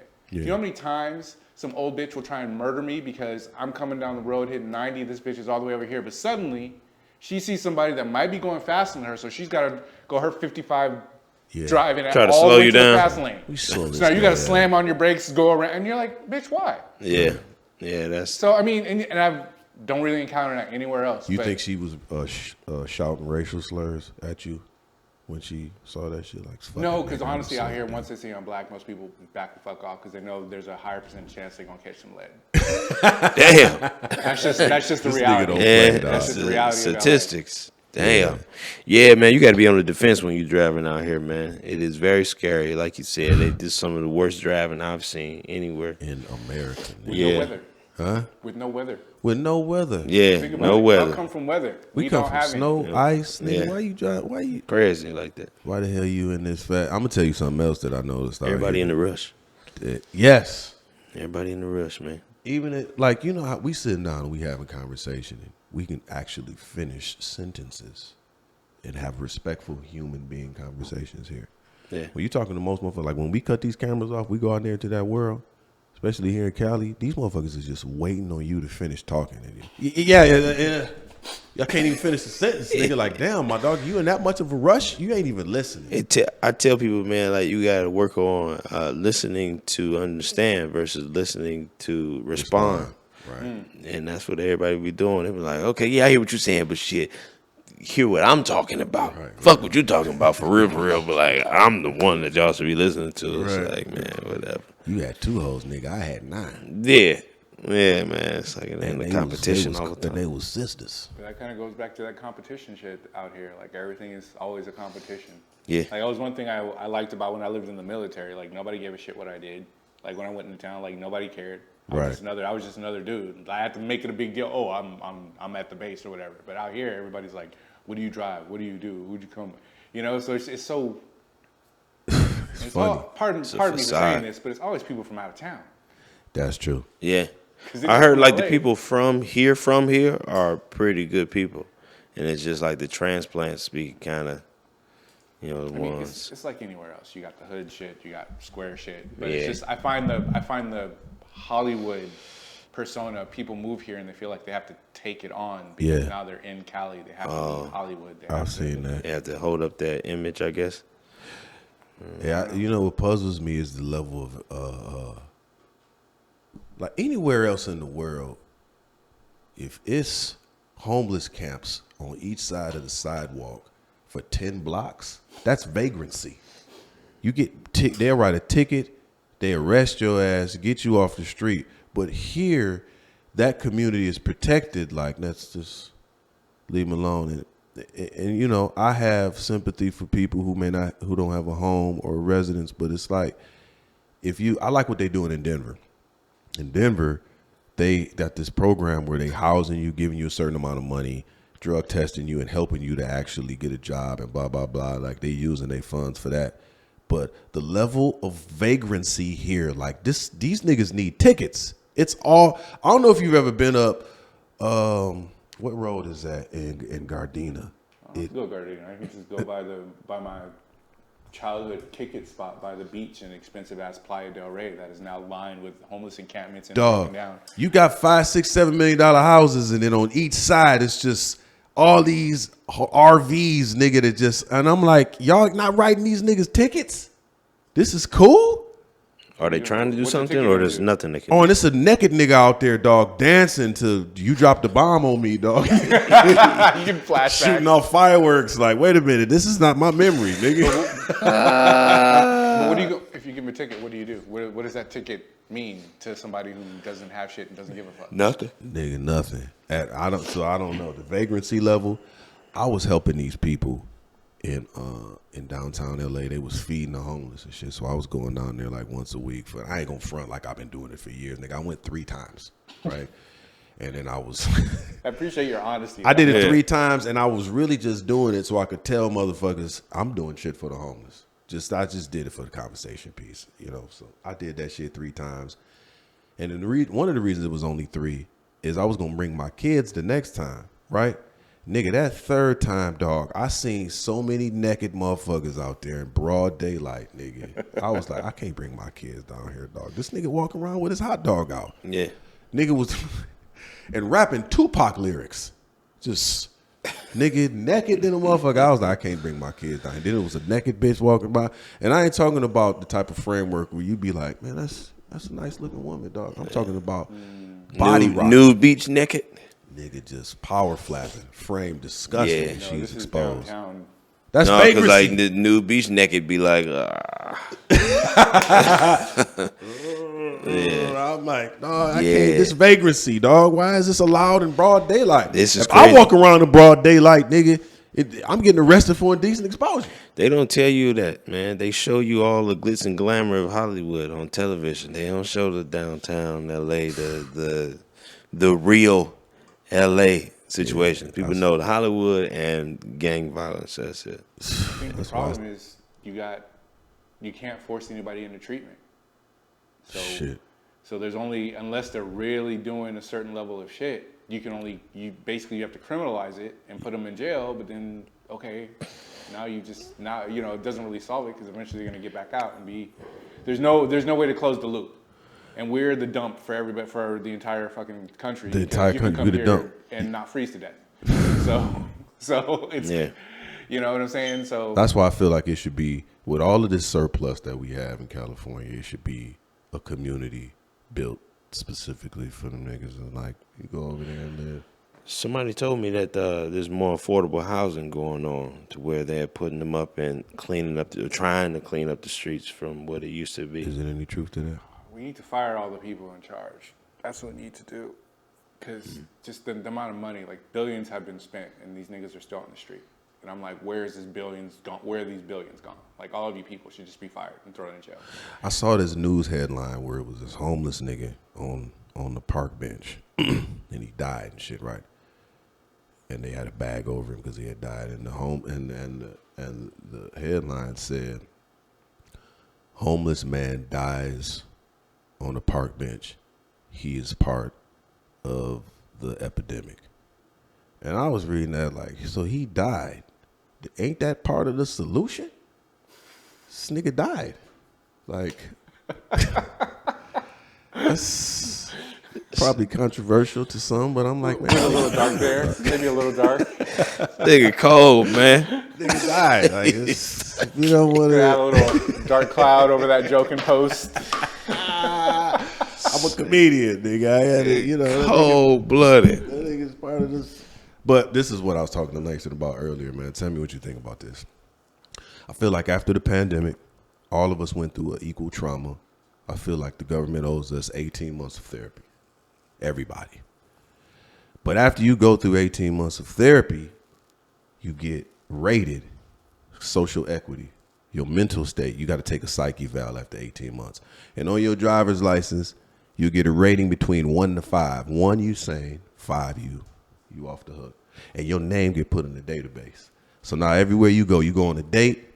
Hey, bitch, let me see your driver's license. Let me see what you a 5? Get your ass out of here, bitch. I ain't fucking with you. You go on a job interview, like, let me see your, oh, you a 5? We can't hire you. Yeah. But all these HIPAA rules and shit like that keep it. But I'm saying, Craig, my boy Craig, he say this shit all the time. Mental health should come with a cough. We be dealing with people and we don't really know where they are mentally till we a year in, like, oh, this nigga crazy. Yeah.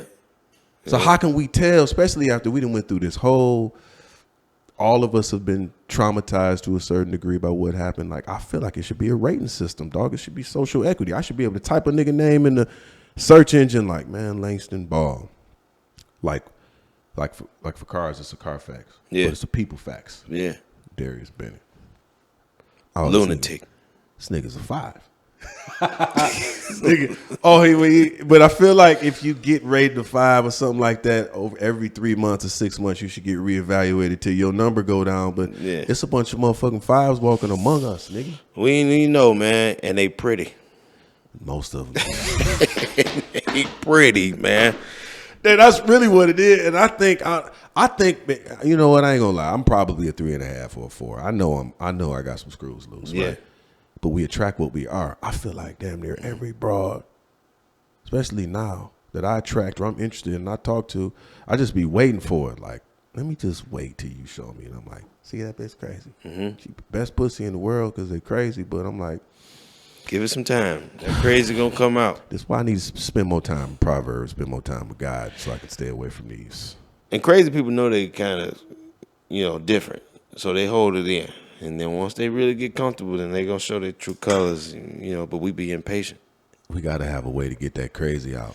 What do you think some of the ways we can get the crazy out of people sometime sooner? Out of, what do you mean? Like, as so far as like you meet somebody, okay, so we don't have this system of 1 to 5. We don't. So we don't know. But let's just assume somebody's a 5. What are some of the things we can do to get that out of them faster? Well, it's like I told you earlier, I let them talk. I just let them talk. Generally, that gives me a really good insight. And then I'll maybe I'll poke them or prod them. See, I find that creating conflict, some of my best friends in life have developed from me intentionally basically creating conflict to see how they react under pressure. You test. So, yeah. You know what I'm saying? I've taken people all the way up to fights and be like, man, you're cool as fuck. And these people are still my friends because you just see how they carry themselves. Because the truths don't come till after the war. You know, so I mean, Me and this that's nigga not done had some everybody, good but I just like to, you know what I'm saying? I like to be gruff, see how people do it. You know what I'm saying? I get a little attitude. How do you handle it? Do you ramp it up, or are you funny?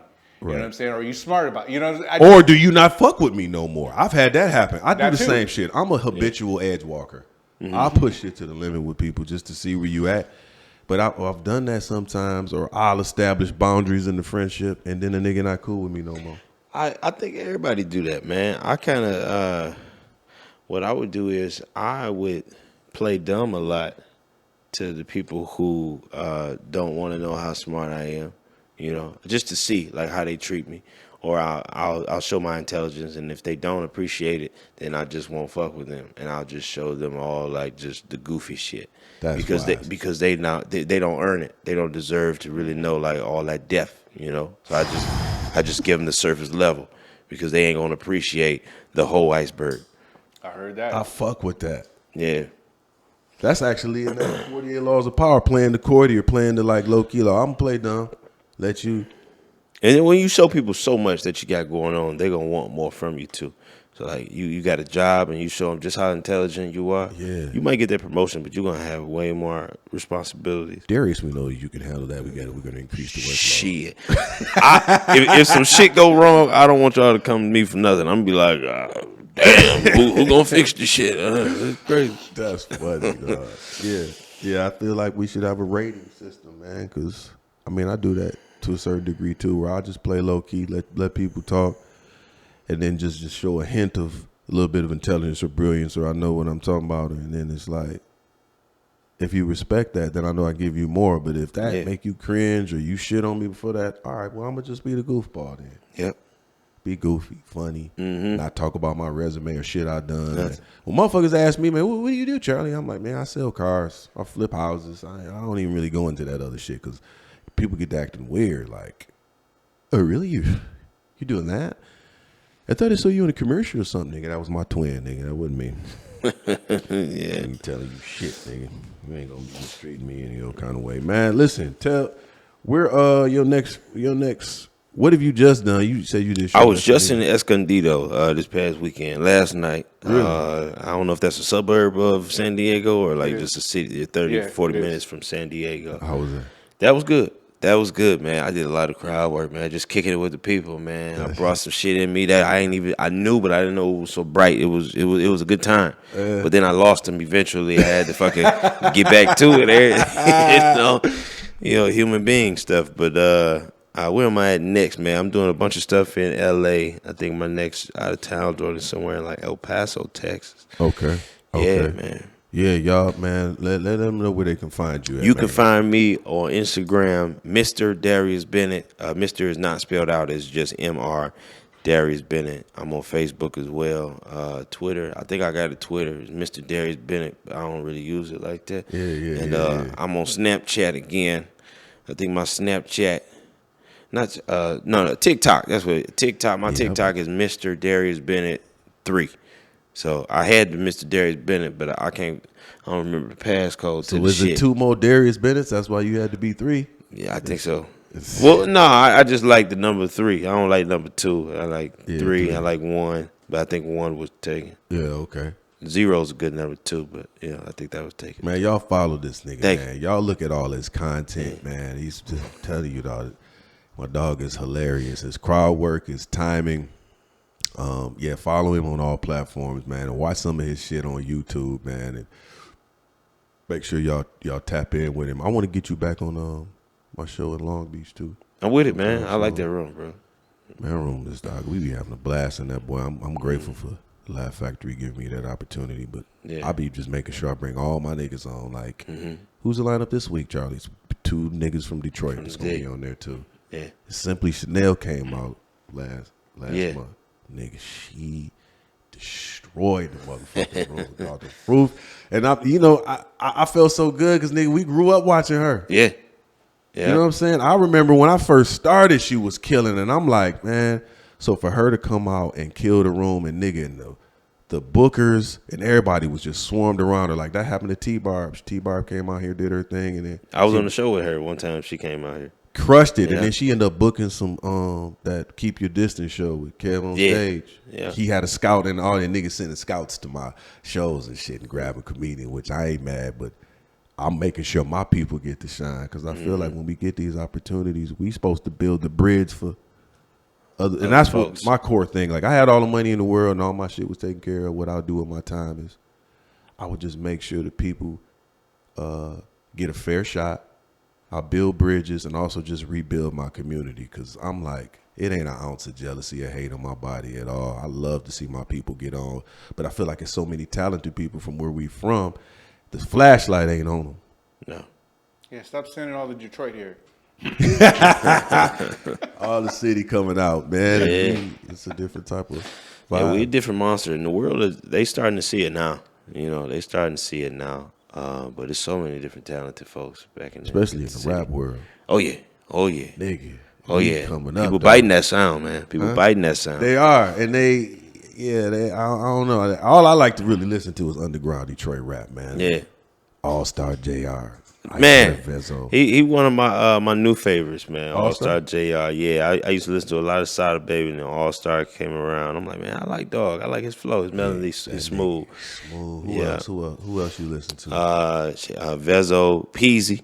Peasy. I fuck with Peasy. Yeah, Payroll. Man, I like Payroll. So many other ones, bro. That 2 Million Up by Peasy, that song, I heard that shit the other day, man. I ain't heard it. I wanted to listen to it in the Caprice. Yeah. With 415s. Listen to 2 Million Up by Peasy. It will make you'll have a variety of emotions. You'll want to sell dope, and then all of a sudden you just want to race cars, or then you might want to shoot niggas. I went through so many emotions listening to that song. By the end of it, I was like, let me just run it back. Yeah. One more time. I was talking earlier about how when you in the city, when you in Detroit, it's the car culture is just so off the chain in Detroit. And I was telling you how I was at Joy Road in Wyoming. I had a house there right by that Dairy Queen. And I'm leaving the house, and I had just put some paint on my colors and painted the rallies, nigga. I had just dropped the 350 in that boy. It was all like a yellow. It was like a yellow color. I'm at the light, and I got motor. I ain't got no sounds. I got motor, and I'm really like, nigga, you know what I'm saying? I got the colors, and and this nigga pulled up, making a left turn in Detroit is the equivalent of walking on red carpet. This nigga was in the left turning lane. And he looked at me. He's on 24, some spinners. Mm-hmm. And I could hear his trunk rattling. I ain't had no sounds yet. I was still in construction stage. I had just got the paint. Man, this nigga rolled his windows down. And all I could start hearing was, everybody get your roll on. Everybody get your roll on. And I was like, fuck, I don't want to look at this nigga, man. I want my light to turn green before his. Man, this nigga's light turns green. I'm still at the red. He making a left turn on me, Darius, on 24s and spinners. All this sound. This nigga making a left turn. Everybody get your roll on. The nigga looking at me doing this on the left turn. That nigga destroyed me, dog. Yeah. Like, nigga, you ain't on fours, nigga. You ain't got no sound or no paint, nigga. Little nigga. Everybody, you know how Detroit, everybody get your roll. That nigga looked into my soul. I turned around and took my shit back home and put it in the garage. I put my car in the garage. I ain't ready yet. That's the city, dog. So you need that LA brashness where you'll show up with like an 84 Honda, a gray 84 Honda with a green door and still just be like, what? When I you feel like you're still a man. I mean, hey, LA, they don't care sometimes. Okay. I mean, you be seeing something like, okay, I appreciate how much self-confidence you have, sir. What's your craziest Belle Isle story, dog? Craziest Belle Isle story, man. I don't know if I got a crazy I'm gonna hit you with one and see if it sparks something in you. Belle Isle is a park in Detroit. For most people that don't know, it's like downtown. Go ahead. It's an island. Island. Yeah. It's an island. And what used to be a casino on that motherfucker back in the day, with zoo and all that other shit. But it's like it's a small island off of Detroit, and you can actually see Canada from that island. But it's all type of shit goes down there. Like what we live for all through the winter, spring, is to floss on Jefferson and Belle Isle every summer in the old school on the strip. The whole on Jefferson, and if Belle Isle is closed down, we on Jefferson. You know what I'm saying? And we just in cars, just hollering at hoes, and just kind of wilding out, getting blasted. That's every summer. So I'm down there one summer, and it was some gay niggas in a drop top Sebring, right? Them niggas was listening to something like some Usher or some shit, and I'm behind these niggas, and it was a Suburban to the right. And the niggas in the Suburban rolled their windows down. And these gay niggas is listening to Usher. They turning up and shit. These niggas in the Suburban rolled their window down. Hey, y'all niggas cut that shit down. Gay niggas was like, nigga, whatever. Two of them niggas hopped out the Suburban and started beating the shit out these gay niggas. Wow. Said turn that shit off. One of the niggas reached and cut that nigga radio off. Then them niggas got back in the Suburban, and I'm looking at these gay niggas. They all pieced up in the car. Clothes all wrinkled up. Them niggas never cut that music back on. I was like, that's cold blooded. This the city. Wow. Nigga, cut that down. Damn, this nigga said clothes all wrinkled up. What the fuck? That's cold. I was thanking God for that moment. Like, you allowed me to witness this through my windshield. This is the greatest movie ever, dog. Jesus. Yeah, that's some wild shit, man. I love watching live drama, dog. These niggas got beat up for their music choice. Yeah. I was gonna say my wildest story was probably like skinning my fucking skin on the giant slide, nigga. But that's some wild shit that you saw, nigga, on the fucking. I think I was meant to see some type of crazy ass stories. Sometimes seeing crazy shit like that kind of get you together. You understand how wild and crazy shit is, man. You don't even know. You never really. The nigga yell out his window. Turn that shit down. What's your next step? This niggas is probably 4-5 deep in a Suburban. Who I'm with? That's a good question. You ain't in a drop top with gay niggas, but you in a drop top. Okay, you in a drop top with some fellow comedians. You know what I'm saying? They say turn that shit down. And them niggas roll their windows down. Hey, nigga, turn that shit down, nigga. What's your next course of it? And you in gridlock traffic. You know how it is on the strip. Like, you can't move. Them niggas couldn't get away. Like, yeah, if somebody did that, like, turn your shit down, I'm going to be like, I can't hear you. And I'm going to turn it up. See? I can't hear you. If these niggas get out the car, y'all niggas better get out the car, too. Goddamn, we about to have a meeting. Dog, them Detroit stories is one of my homeboys, man. His dad was one of the Pips in Gladys Knight, light skinned nigga. Yeah. So he grew up in the city. He was in and out of entertainment, blah blah blah. So this nigga said his dad had bought him a new car in like 89, 90. You know what I'm saying? Bought him a brand new whip. So this nigga's downtown, Belle Isle on the strip. He said back then, niggas used to roll up to Belle Isle. It'd be 20 niggas in the back of a U-Haul truck, right? What? He said them niggas is, they rolled up to the strip and they rolled up the back door. 20 niggas jump out the back of a U-Haul truck. And half of them ain't got no shirts on and they just walking up the strip, all of them, 20, 25 of them. And you know when you're on the strip, you on the back of your car kind of just chilling out, your music on, you watching the hoes ride by. But also, it's these group of niggas coming up too, no shirts on and shit after hopping out the U-Haul truck. And he was wondering, like, what these niggas doing, dog? Why they walking all aggressive and shit, dog? Yeah. He said he was there with his homeboy, and he on the back of his car, and them niggas is saying shit to people, then going to the next car.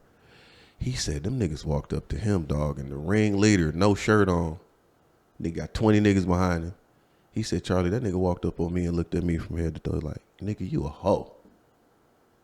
He was like, I just put my motherfucking head down and like let them niggas walk by. I was like, you ain't say nothing. He was like, it was 20 niggas. They hopped out the back of a U-Haul truck, nigga. That's why I asked, like, if somebody tell me to turn my shit down, who am I with? Because if I'm by myself and somebody, I ain't no fool, you know.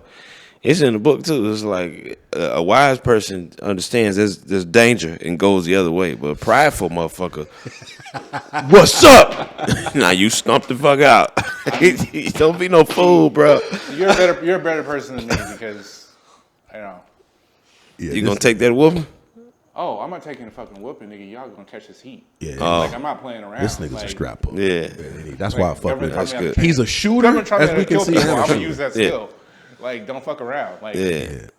who the fuck are you to be telling me what to do on a fucking public street, man? If you don't get your ass back in that car. See, this the only nigga I shoot with when I do shit, when I go places, because I know it ain't gonna be no problem. No problem. Because if I can focus on art, if it's whole shit going on behind me, this nigga will lay their ass down. Yeah. I fuck with him. And he observing. He Nigga watching what's observing, going I fuck on. with him. Yeah. But I my grew up in the man's, hood. what would I you don't have a choice. What would you do in a Actually- situation like that? You stand in the back of your car, nigga walk up to you, and there's 20 niggas behind you. Nigga, you a hoe. I guess we're finding out how fast I can reload, huh? I don't know, dog. For me, if I'm assuming I'm not strapped, right? Yeah. 20 niggas walk up on me and nigga in the front like, nigga, you a hoe. You're absolutely right. Yeah. I mean- sometimes I am. Put it to you this way. I used to also have a sword in my car because you pull out a sword, niggas don't know what to do, and it's an easiest way to scatter people. More than once. This nigga on the More strip. than a weapon. More than a gun, because they're like, this nigga's got swords. He just pulled out a full-on samurai sword. Like, Your social equity is a 5 on your driver's license. no, I 6 just and a half. understand how to break up a crowd. You know. Oh, you right. This People nigga, would look at you crazy when you swinging a sword around, man. This nigga on the strip back in the back of his car with his sword next to him, like, nigga, yeah, I'm a hoe. All right, let's see how y'all niggas can catch this samurai sword, nigga. I mean, Also, when people see that, you ain't really no slice threat one, for real to you them. slice one, who's coming next? Because swords ain't cool to everybody. That shit, like, it's cool, but it ain't like, who you think you are? Yeah. You don't have nobody that's gonna really challenge you. Hey, that nigga got a sword. Let's go to the next nigga. He obviously ain't a hoe. Yeah, he's something different. My nigga put his head down like, yes. I should just note for the viewers at home, I have taken more than one L and had my ass whooped more than once. Yeah. Because So you don't fear it. You've been there because of before. my stubbornness. So let's not. I'm not gonna sit here and pretend like I'm some super nigga or something. Yeah, That shit- no. But you know what? You know the people that I fuck with the most is the people that's willing to go the distance, dog.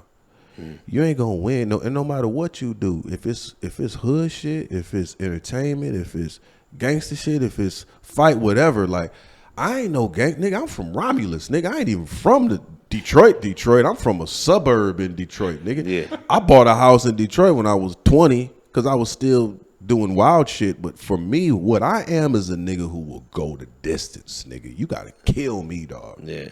And no matter what I got my hands in, I'm gonna go the distance. Or I also feel like it's my job to discipline certain motherfuckers. If you get out of pocket with me or my family, I'm coming to see you, and I'm gonna go the distance. Like, we gotta kill this nigga. I'm off. I'm a 5. I know absolutely. I'm a motherfucking 5. If you're a 5, I'm a 6. See, yeah, I already know. Admitting is the first If I see stage. shit in public that I think is out of line, I will correct the nigga. Yeah. Like, I don't even have to have any fucking investment in the situation. It's like, you're out of pocket, nigga. What the If fuck is wrong with you? I don't really do shit like that if it's in public and like, I don't know the person unless it come to women. Like I got a Well, soft I mean, spot for let me correct women myself. now. That's generally where it is. When my daughter came into the world, I started to look at shit completely different. I get that. But I do kind of like stay in my lane. I understand like he used you sometimes. You got to discipline the motherfucker. You have to. But I try to avoid it at all costs. But then I'm there's the some same. situation where like you got to handle business. I'm the same because for the most part, I don't really go out looking for no drama. I'm trying to make people laugh, feel good, and I just want to accomplish destiny. And plus, I could be having God in my ear too often. Like, don't do that. Don't say that. Like, I can hear him. I got cut off on the road the other day. And, you know, blah, blah, blah. Dude's trying to run me off the road. First thing out my mouth after I roll the window down is, dog, it's an auto zone right over there. Let's put over there and fight till we get tired. Yeah.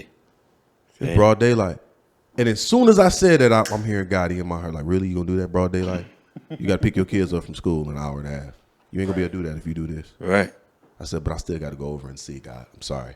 Nigga, I pulled over there, got out the car. They kept going. I was like, God, you gave a pass. I guess I can pick my kids up today. But I be pushing it. I hear him though. All because I spend so much time with him. I spend time in the book. But I'm like, Lord, I need you to heal me from this. Then you got to help me because you got to help them.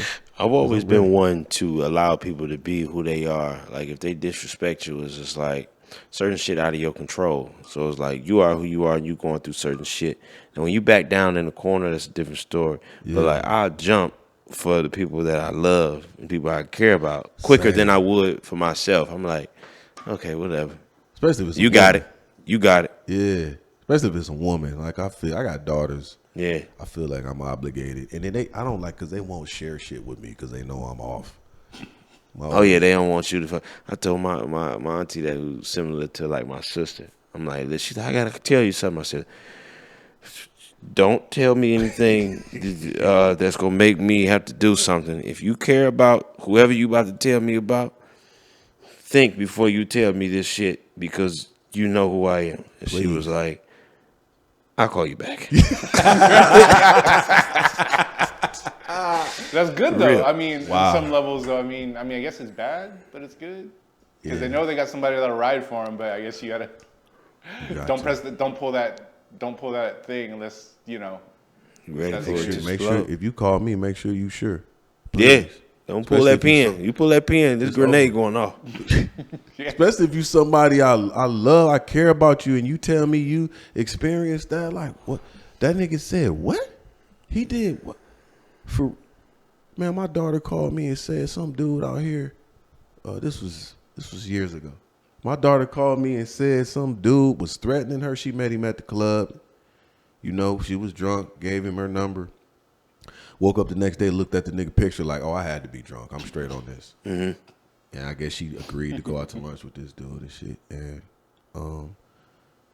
the next day, she was like, no, I don't want to go out to lunch. So all day long, he's sending her threatening text messages and shit. So she blocked him, and then he's sending from another number. And now he calling like, bitch, I got your location. I'm coming to kill you. She was living here with me at the time. I'm about to kill your ass, bitch. And I'm about to... And she let it all escalate all the way up to this point before she finally called me, and I'm beside myself. Like, man, give me that nigga. Give me the first number he called you from. Mm-hmm. And I made a couple calls to some people, and within minutes, I got all the niggas' information. Basically, this nigga was a party promoter for boxers. Mm-hmm. And his next party, I don't even want to say the nigga's name. His next party, he was promoting a fairly well-known boxer in the Hollywood Hills in like a week. So that's the beautiful part about being an actor or comedian. You just put a different hat on. So I called this nigga like, hey, man. Now, before I made a call to back up what the fuck I was getting ready to say. Mm-hmm. You know what I'm saying? So I made that call first, and then I called dude like, hey, man, you know, I met you at this party the other night. I'm a promoter, and one of my boxers is looking to have a really good time out here in Hollywood. He wants to come out, and I understand you're the premier promoter of parties. And man, I was gassing this nigga, dog. Yeah. He said, so you know what's your rates and da da da da. And then I let him get through it. I was like, look, dog, you've been calling my daughter, man. I went straight from suburban to urban in a heartbeat. Like, you've been calling my daughter with all these threats and all this other shit, man. Talking about you gonna do this and do that. You got a party in the hills in a week for such and such. I promise you, if you continue to call my daughter, that party ain't gonna happen, and it ain't gonna turn out the way you anticipate. The nigga was silent on the phone, and he hung up. There was no more calls to my daughter after that. But then I had to make the other phone call like, hey, y'all don't have to go there. You know what I'm saying? You ain't got to go there to this spot. And them niggas was upset. They was ready. They was waiting for some action. Damn, nigga, I guess we got to play some dominoes then. We was ready to go burn that motherfucking house down. It's real life soldiers on the front line. They love that type of action. Plan, and you getting pissed because they call it off. I mean, niggas be thinking people out here playing, dog. There's people out here that can make phone calls. Nigga, get you got. Certain things could happen to you. But I'm just saying, only reason that got me to that point, again, which was years and years ago, was, dog, what you doing? Dog, you threatening my baby, dog. Nigga, you talking about you got her location? My baby at the house. She's supposed to have peace. She's scared. Mm-hmm. All right. It's got to happen. Yeah. So them niggas is at Belle Isle, and they tell you to cut your radio down. But you cut that shit down if it ain't no soldiers with you, huh? I'm an asshole, man. So I'm gonna get to going like, oh, what y'all want to hear? see, that's the kind of nigga you roll with. That's the nigga you need on your team right there. That's the nigga you need on your team right there. perfect diffusion of the situation. Yeah. You know what I'm saying? That's funny to the moment. What y'all niggas want to hear, man? Y'all want to hear some Sade? My bad. Man. What I got to put on? Yeah. And you got these niggas in the car. This nigga crazy, dog. Let's drive off. That's what I would do for real, See, man. that is like a beautiful fucking answer. That's why I fuck with comedians. That was a great ass answer, man. So look, I'm gonna wrap up the show. You got anything you want to say in closing? Shit. Be kind to one another, man. Be kind. You can. And I guess I tell people you don't have control over shit, man. You control what you put your energy towards. That's it. So if something piss you off, accept that it's gonna piss you off, and then pivot to something that's gonna make you happy. That's 100. Yeah. And shit, I don't know. Follow a player, man. Mr. Darius Bennett. Yeah. Holla at him, Mr. Darius Bennett. Yeah, I appreciate you having me on this joint, man. Oh man, you've been my homie for years, man. I'm glad you out here. Yeah. You know what I'm saying? I tell everybody I only want real motherfuckers on my show. I got people hitting me trying to come on the show like, nah, you a whole ass nigga. You can't come on my shit. I only want real people with real stories. Genuine folk. Yeah. Genuine folk, man. That real shit is a lot for some people, man. That truth be hard to swallow for a motherfucker, man. But you know, for us as comedians, we are used to entertaining a room full of strangers on a regular basis. Mm-hmm. But the way we control that room sometimes is addressing the elephant immediately. Like, hey man, what's for that last comedian, or if it was a heckler in the room, like, why? We do that first, but we have to establish truth. And them the only kind of people I want to be around, dog. Yeah. Gotta establish the truth. Be Yes, 100. sir. I appreciate you coming out, man. Y'all, every first Sunday at the Laugh Factory in Long Beach, you come out to Reckless Sundays. I mean, you know where I'm at. If you're watching me now, I'm on YouTube. Follow me there. Subscribe. I am Charlie Newhart on IG.